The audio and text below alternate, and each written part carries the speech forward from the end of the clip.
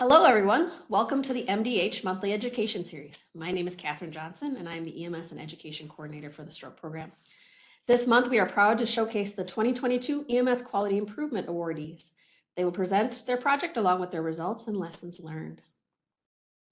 Before we get started, let's cover a couple of housekeeping items. This webinar is part of the MDH Stroke Program Monthly Education Series. Stay tuned for your email for a different educational opportunity each month. This webinar is being recorded. You can access all previously recorded webinars on our MDH YouTube playlist. Your lines have been muted upon entry. Please ask any questions by typing them in the chat throughout the presentation and/or hold them till the end of the presentation, as we will have saved some time for Q&A. If we don't get to all your questions today, we will address them in the follow-up email. You can also feel free to reach out to our team here at any time. Before we get things started, we just have one program announcement to let us know that please continue to notify our team at health.stroke@state.mn.us of any program contact changes. Objectives for this webinar are: upon completion of this webinar, learners should be able to list 2 stroke severity scales being used by agencies in our state, describe 2 strategies for quality care from the evidence-based strategies document, and explain the benefit of using stroke severity scales in the initial assessment of a possible stroke patient. Before we hear from our awardees, I want to bring your attention to a new document that was created by our team and recently endorsed by the American Heart Association. Located on our website under the Minnesota Stroke Program Resources, you will find a document for EMS agencies entitled Evidence-Based Strategies for Stroke Identification in the Pre-Hospital Setting with the Use of a Stroke Severity Tool.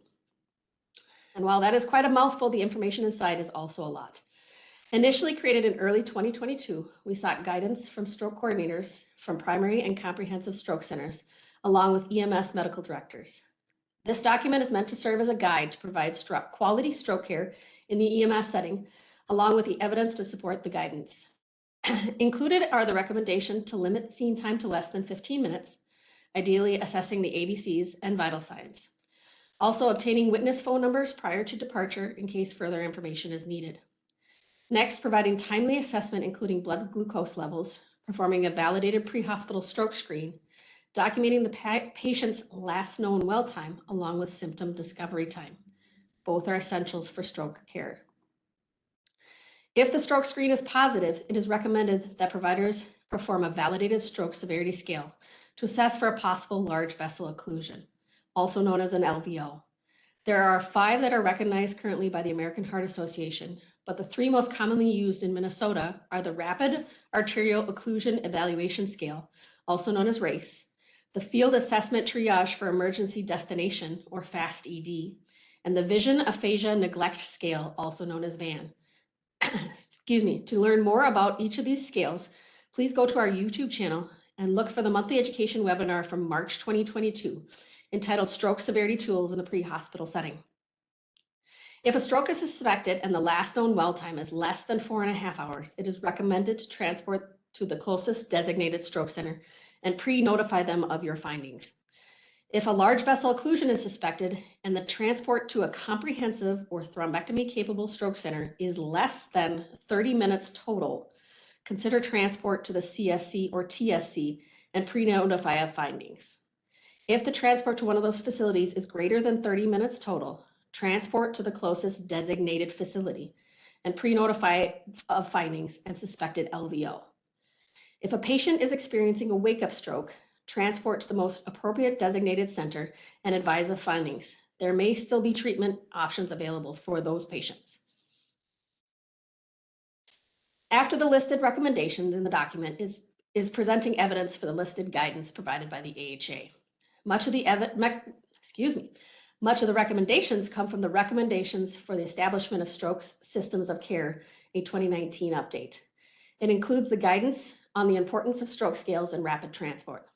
It also addresses the evidence for inclusion of stroke severity scales.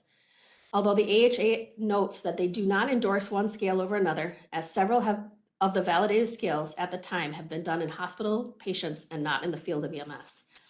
The AHA currently endorses at least 5 of these scales as validated scales for the use in LVO detection. The Minnesota Stroke System is also not currently recommending one scale over another, but encourages the use of a scale in partnership with your local hospital. This portion of the document provides recommendations from the Mission Lifeline regarding transport. Their algorithm recommends transport to the Comprehensive Stroke Center only if the center is less than 15 additional minutes compared to the travel time to the closest PSC or acute stroke ready hospital. Anything longer than 15 additional minutes should be transported to the local acute stroke ready hospital or primary stroke center. The recommendations listed on the screen mirror the ones in the beginning of the document, but also emphasize the need for quality public education programs, coordination of stroke efforts between dispatch, EMS, and hospitals, and the importance of pre-notifying the receiving hospital of the incoming stroke patient. There is also a table located in the document that provides the differences in the capabilities of an acute stroke ready hospital, primary stroke center, thrombectomy capable stroke center, and comprehensive stroke centers. References to all the documents cited within this document are also located at the end. The final piece of the evidence-based strategies for the stroke identification in the pre-hospital setting document is our own adaptation of the Mission Lifeline routing chart. It includes the fact that we do have thrombectomy capable facilities in the state. It also includes the advice to transport to the nearest acute stroke ready hospital if a comprehensive or thrombectomy capable center is not within a 30-minute transport. Most of our state, as we know, will fall under the recommendations to transport to the nearest acute stroke ready hospital. These facilities are extremely capable of identifying a stroke, beginning treatment, and transferring the patient to a higher level of care if necessary, including those patients with suspected large vessel occlusion strokes. This fact will be presented in several of the upcoming award recipient presentations. Although MDH has been recognizing QI activities by hospitals for several years, this year we wanted to start recognizing EMS agencies and their hard work to improve stroke care for their patients. The awards were opened in late April, early May 2022, and kept open until November of 2022. Applications were then reviewed by our team and awards given. We will be hearing from each of the awardees on their projects momentarily. The 3 award categories were given. The first being Extraordinary Results. This award celebrates innovation and creativity to achieve extraordinary results and improve stroke care. The next category is Commitment to Excellence, which recognizes the commitment to program goals and the best practices in providing excellent stroke care.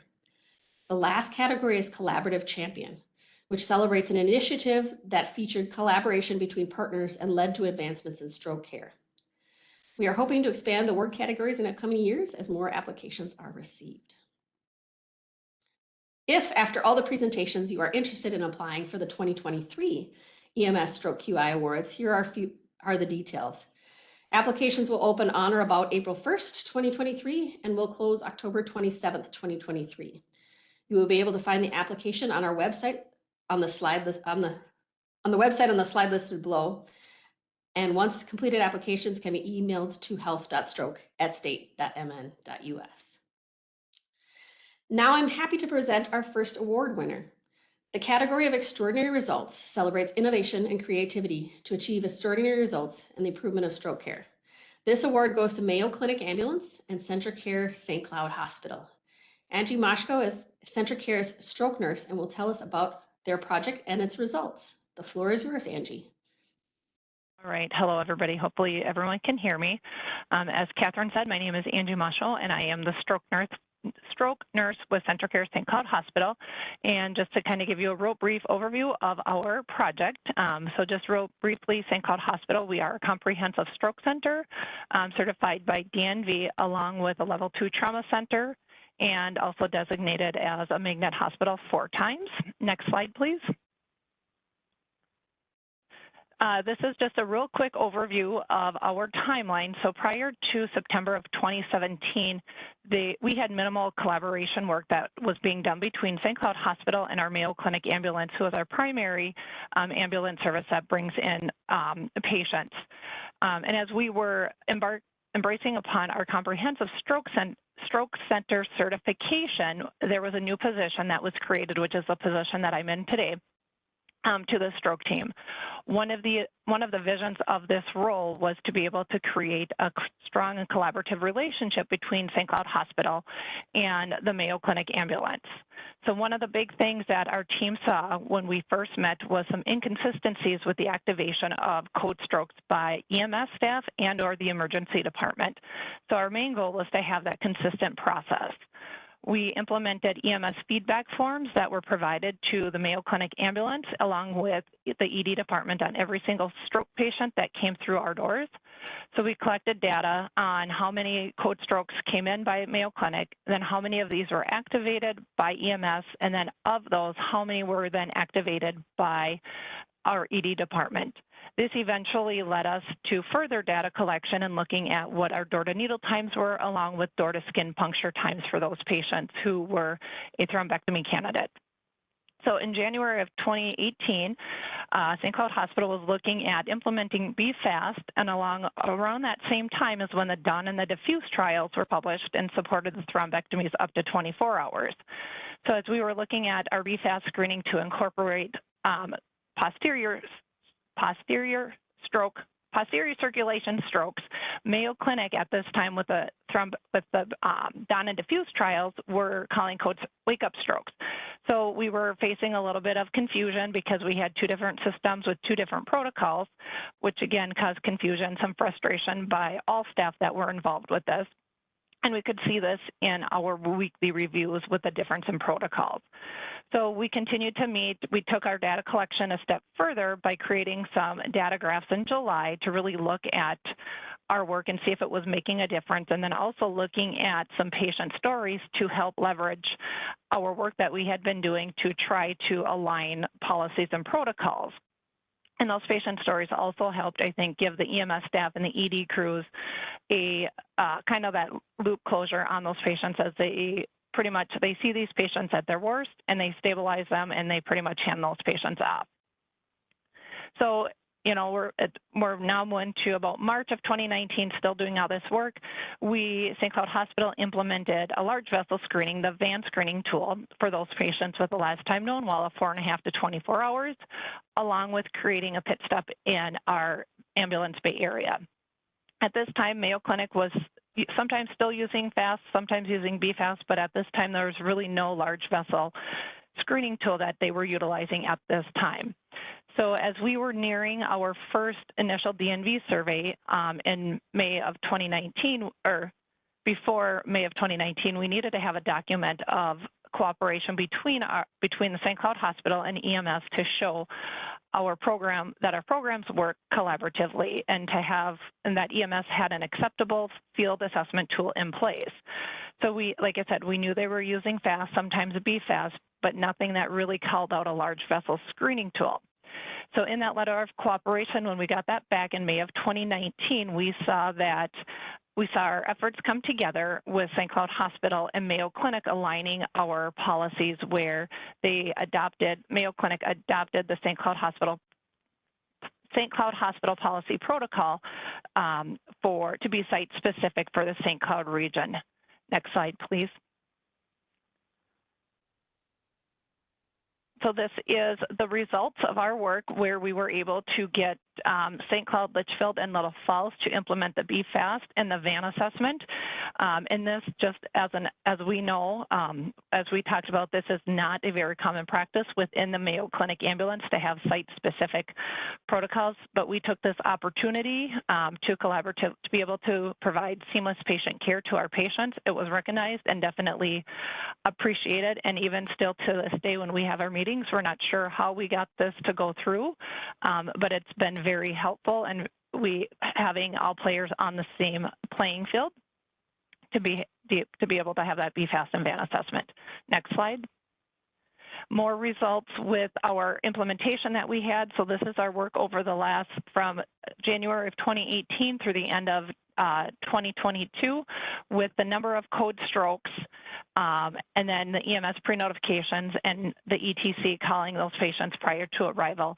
And one of the things too that we also looked at was making sure that we weren't overcalling code strokes. So we do look at the number of code strokes, and of those patients, how many end up with a stroke diagnosis or a TIA diagnosis at discharge. And we've been pretty consistent throughout the years with being at about 48 to 55% of patients with a code stroke activation having a stroke diagnosis or TIA diagnosis at discharge. Next slide.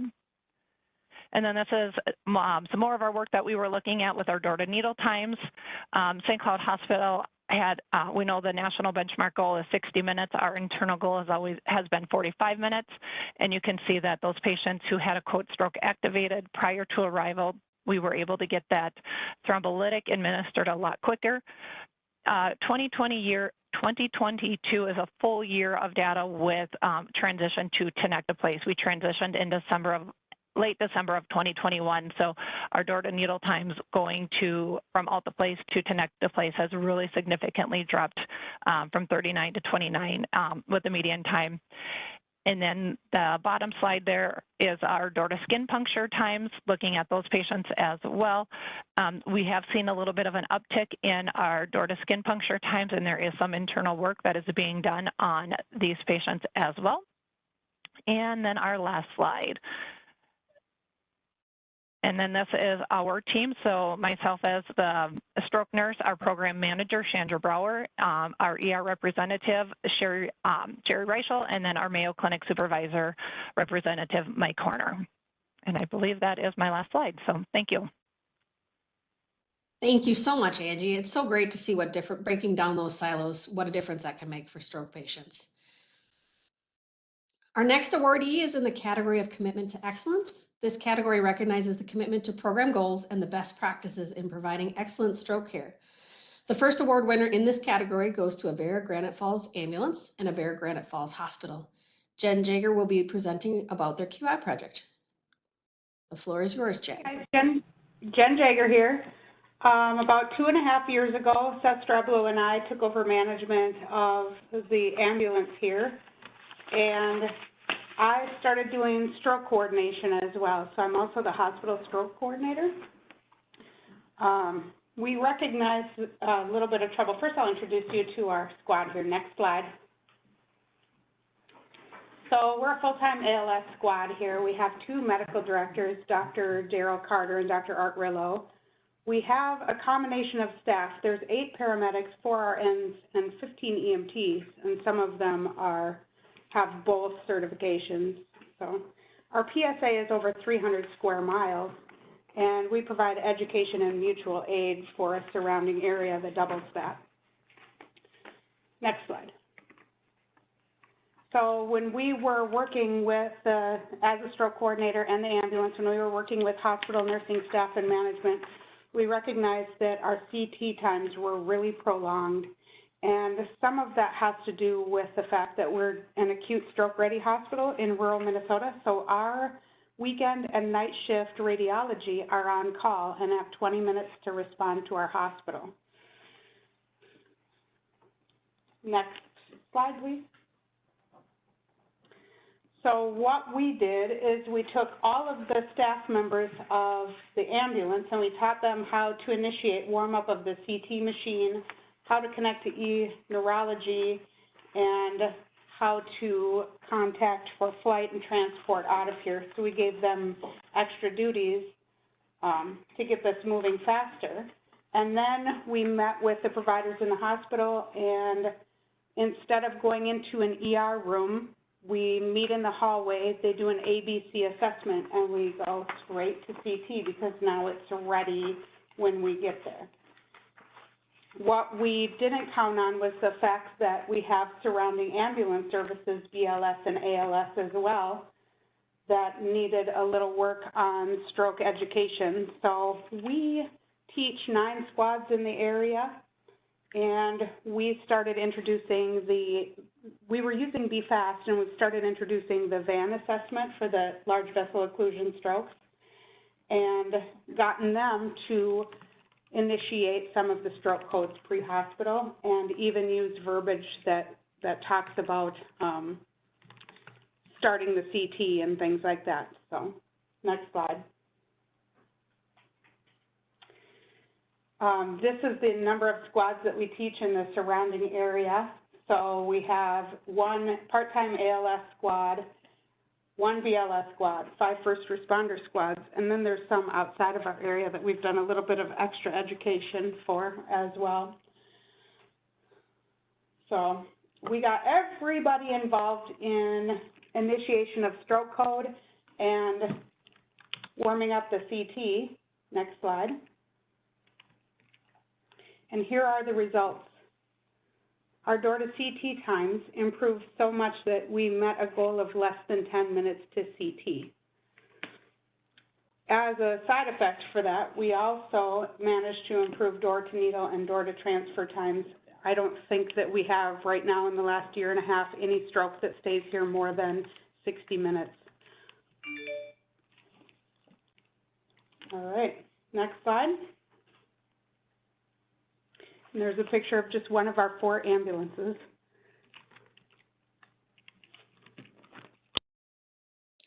Wonderful, Jen. Thank you so much. That's an amazing improvement in your door-to-needle and door-to-CT times. Definitely truly a great service to your community. Thank you so much. You're welcome. Our second awardee in the Commitment to Excellence category is Ivanhoe Ambulance. Becky is one of their ambulance directors and is here to tell you about the project. Becky, the floor is yours. Awesome. Thank you so much. Good afternoon, everybody. As mentioned, my name is Becky Pollock. I'm one of the ambulance directors for the Ivanhoe Ambulance. We have, as you can see in our picture, we have a very small group. We have 5 EMTs and 3 EMRs at this time. I am also a paramedic, but we run as a BLS service. Next slide, please. So in our little neck of the woods in Ivanhoe, in Lincoln County, we have a very, very small population that is mostly geriatric. We are a unique service as we don't have a hospital affiliation. We are able to transport to hospitals based on the call. Sometimes I kind of do air quotes for patient preference. And just depending, it's purely based on location and as of during the winter months, what kind of a road status we're going to have getting to those emergency rooms. All the hospitals that we typically transfer to are a critical access and they do have great trainings and protocols in place for having the strokes, but just at times, like I said, our closest one that we transport to is 14 miles from Ivanhoe. We, similar to Granite, we have a very large PSA in our area and cover a majority of Lincoln County, actually. Next slide, please. As I mentioned, there's the 5 EMTs. We actually, the 4 drivers, 2 of them are firemen, but 2 of those other drivers, they just got upgraded to their EMR status. We are a volunteer entity that serves the city of Ivanhoe, and we take a lot of pride in all the work that we do in the community that we serve. Next slide, please. So what we decided to do before I took over with Kathy in 2020 as ambulance director, which was its own whirlwind of its own, doing some of the data analysis, was noticing that we could be doing better with our stroke calls. So what that looked like for us when we go on a call, it's typically just 2 members. We have a driver and 1 in the box. Depending on the nature of the call, sometimes we have others that come through the woodwork with us. Like I said, I have a very, very supportive crew. But we find that when we are busy with a patient, we don't necessarily have all the tools in our 5th hand to be notifying the hospital. And so I started working together with our law enforcement and working with our sheriff and determining that when I am seeing, XYZ in the patient, that they assist in notifying the hospital that we are coming in with a potential stroke. As I mentioned, we previously were utilizing the Cincinnati stroke scale, and just with reviewing the data again, was finding that it wasn't the best tool that we could be utilizing. The majority of the people on my crew are not in healthcare. So being able to have a scale that was easy to understand, could be easily reported to the next party was absolutely imperative. We switched to this it was about 2020, 2021, that we switched from the Cincinnati stroke scale to the BFAST. Upon changing to this, we just decided the hospital was ready for us with, just with all of the things. They were ready with the CT was warmed up, similar to like others have said. If we were coming in with a stroke, we were typically able to go right into CT, depending on which facility that we were transporting to, just to help cut down on that time from downtime to CT to puncture. Next slide, please. Like I said, we were able to have 100% transport within that golden hour that we abide by here. The hospital preparedness, like I mentioned, we worked really closely with our hospitals. They had the transfers ready to go, and then they have their thrombolytics available ready to go. We have had patients be very successful in being able to get to a higher level of care, and just the rehab part as well after having a stroke and whatnot. We just found that it was a much more controlled chaos when we were able to switch from the Cincinnati scale to the BFAST. Next slide, please. And like I said, we are a very small organization that we are all volunteers, and a majority of us are, majority of my team is not in healthcare. And this is something we take great pride and work with our community in also making sure that they're aware that if they are fearful that they're having a stroke or any sort of an emergency, that we are well educated and we have that open communication with our other parties at the hospitals to ensure that they're going to be getting the best possible care with hopefully the best outcomes. Like I said, we spend a lot of time in the community volunteering and just putting out that education piece for our people that we see in church or the grocery store every week. But thank you. Thank you so much, Becky. Your project is a fantastic example that EMS agencies of any size, even as small as Ivanhoe, thank you for your service, can take on a QI project and improve the care of their patients. We greatly appreciate your dedication to the citizens in your area. Thank you. And last but certainly not least is in the category of Collaborative Champion, which celebrates an initiative that features collaboration between partners and leads to advancements in stroke care. Our awardee in this category goes to North Memorial EMS and Essentia Health St. Joseph's Medical Center in Brainerd, Minnesota. Presenting their project is Stroke and Neurology Program Coordinator Elsie Stanek. Elsie, please tell us about your QI project.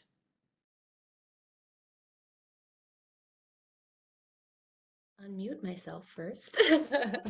All right, good afternoon. So we worked on a community project that was related to rural community pre-hospital routing with large vessel occlusion severity scale. You can go to the next slide. So here we can see on the map, St. Joseph's Medical Center is a rural primary stroke center located in north central Minnesota. As a stroke program, we work collaboratively with our local EMS agency, North Memorial, whom I would like to give a huge thanks for taking on this project with us. So we can see, or we saw when evaluating our pre-hospital stroke program data, it was identified that stroke patients were assessed pre-hospital with stroke screening, initiating a pre-hospital stroke alert. However, a large vessel occlusion scale was not often applied. This practice led to inconsistencies with routing and potential local resources being bypassed. Knowing our stroke program admits and cares for about 80 to 90% of our stroke patients that come into our hospital, and the majority of our thrombolytic patients also are admitted to our facility, we acknowledged as a team pre-hospital assessment and routing were an opportunity for improvement. Next slide. So this led to our current quality improvement projects that included a purpose of ensuring all stroke patients are assessed and routed to the appropriate stroke center. And as we can see on the slide, our goals for this project included improving stroke assessment compliance using a designated stroke screen along with a large vessel occlusion severity scale, improving last known well assessment and documentation, and then developing North Memorial EMS in an SGMC routing algorithm to enhance stroke care within the Brainerd Lakes area. Some of this enhancement included keeping patients close to home when possible, improving stroke metrics, and utilizing resources appropriately during a time where hospital diversion and staff shortages are being seen. Next slide. To begin our quality improvement project, we designated one LVO scale for consistency. To do this, we reviewed large vessel occlusion severity scales available, along with which scales were utilized most frequently within Minnesota and within our systems. Once we determined a severity tool, it was entered into the EMS electronic documentation for better documentation ease for our staff out in the field. Next, we reviewed stroke guidelines with routing algorithms and developed a routing algorithm that worked best for our resources in our community that we work in. From there, we had to educate both our EMS and our emergency department staff to include the designated LVO scale that we selected, along with the routing algorithm that we developed. Currently, we continue to audit all charts, both for documentation and routing compliance. Next slide. Here we can see some of our outcomes that we've seen so far. The graph on the screen showcases the stroke screen, which we've always pretty much been at 100%, even before starting this quality improvement. But then we can see in the orange line our LVO scale compliance, which since going live in this summer, we have most often seen 100%. We had one case where we missed the LVO assessment, but otherwise we've seen significant initiation and 100% compliance in that. And next slide. In addition to that, since going live, we can see when air care has been activated, noted by the blue line and that, or blue bar graph, excuse me. And the blue bar is when air care has been activated on scene. With the gray bar graph, we can see when air care has been activated to our hospital specifically, pre-alerted by our EMS team. The orange line then shows when an LVO scale has been assessed. And so far, again, as we can see, since we went live, if air care was pre-alerted by EMS, an LVO scale was assessed. With the go live of this project, as we can see, EMS not only activates or potentially activates air care at the scene, but they also activate it at the hospital, which was new for us with this initiative. And you can also see on the table here that with that, we've had a couple patients that hospital air care was activated, and our door to drug median time for those few patients was 27 minutes. And a door to transfer median has been 49 minutes thus far. Next slide. With two large health systems working together on this project, I'd say our biggest challenge was ensuring effective communication between the two teams.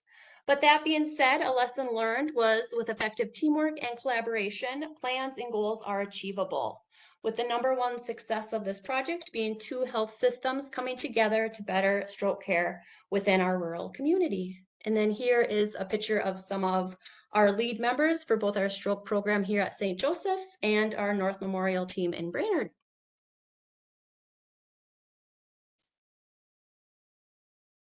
Wonderful, Elsie. Thank you so much. Getting two large systems, thank you, Elsie. Getting two large systems to work together toward a common goal is no easy feat. And thank you to all of the award applicants and awardees. Your dedication to stroke patients in your community should be applauded. And I'm so honored to be able to highlight them today. And at this time, we do have some time for questions. If anybody has any questions for the awardees or myself, please feel free to enter them in the chat. Otherwise, you can unmute your line using *6. Give it just a minute. While we're waiting for any questions to come in, I encourage other EMS agencies to consider working on a QI project in their stroke care and to apply for our 2023 EMS Stroke QI Awards. Again, the applications will open right about April 1st and will close again on October 22nd. So plenty of time to work on your projects. We look forward to seeing your applications this year. This is Carol from Regions. I have a question for the Avera team. I was really intrigued by the process change you made to have your EMT paramedic teams begin the process of warming up the CT machine and everything. I thought that was just beautifully creative. Can you give me some idea of other settings within the state or in the country, or did you just think of that all by yourself? I just love it. I can't really take entirely the credit for it. I was working together with one of the medical directors and the director of nursing, and we recognized that we were, you know, the CT machine wouldn't be ready for 20 minutes when they got there, and then again, they still had to set up everything. So we were in the room starting IVs, getting EKGs, doing all of those distracting things, and times were just way too long. So there was a little team of people who came up with that idea, and I think it was original to us. We should probably get it out there more because it's really effective. It sure is. Excellent. Thank you.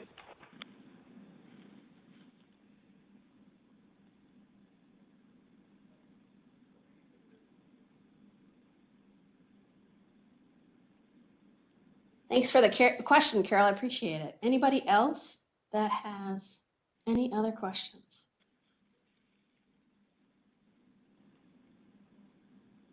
All right.